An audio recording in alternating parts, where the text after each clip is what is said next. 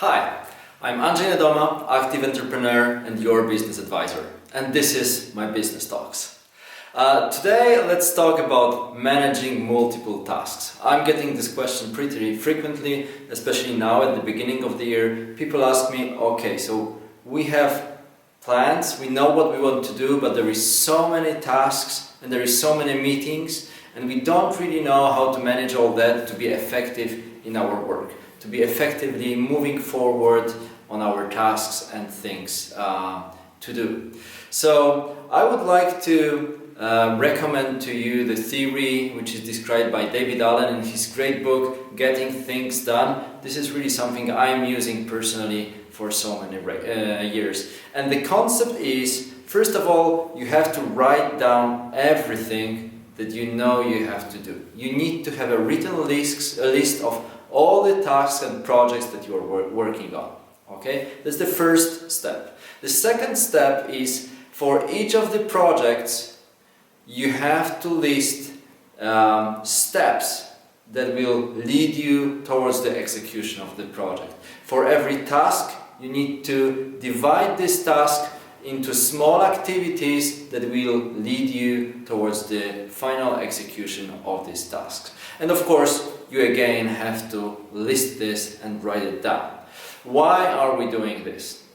Well, the concept says typically we are overloaded with distractions and things that are staying in our calendar and are really avoiding or eliminating from us the chance to focus on a given project or task for a longer period of time. So we really need to know what can we do when we have 15 minutes time, when we have 5 minutes slot.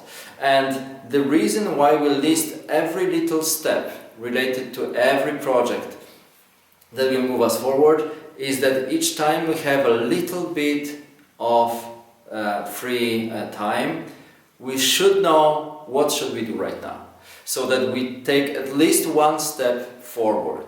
And typically people lose a lot of time because they have a 5-minute break, they have 10-minute break, they don't know what to do, so they go on social media, they lose their time.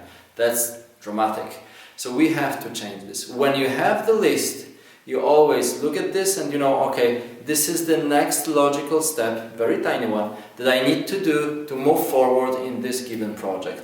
And the idea is that these steps should be feasible during not more than 5 to 10 minutes. This will be really great because in that way, every time you have a very short slot, you still can execute at least one of these tasks.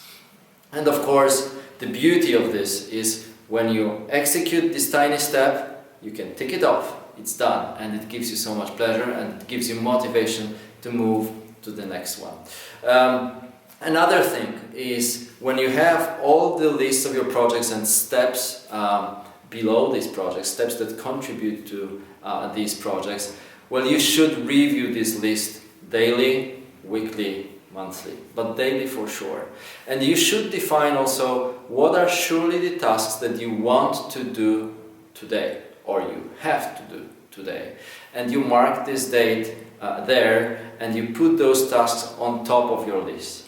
And you should always have two lists at hand. First is what you must do today, no matter what, you must do them, and they will be always on top. And you also have the list of all other steps that will move you forward in your tasks. So each time you have more time for work than you needed to do what you must do, well, move to the next steps, move to the next described items, so that you can also move forward as quickly as possible, as effectively as possible.